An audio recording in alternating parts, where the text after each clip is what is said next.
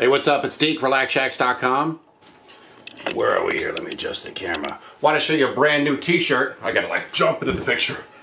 Brand new t-shirt I designed, because I do a lot of stuff aside from the tiny house stuff, a lot of design work. I front a very scary metal band by the name of Inverter. We have a new album on the way soon. I don't know, I've been a baseball coach, Cub Scout leader, and a bunch of other stuff. Anyway, I wanted to show you this. It's based on tiny house community, but mixed in with some whimsy, because there's a robot that doubles as a, looks like I have boobs, that doubles as a tiny house with some silhouettes of tiny houses in the background, which says community here.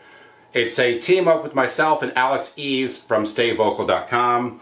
We have these shirts for a limited time as of now. Every one you buy will come with an original art piece of mine, grab bag style. And my proceeds from the shirt simply funnel back into this YouTube channel, because I spend a lot of time, a lot of money, a lot of late nights putting these videos out, and they don't pay, or barely do.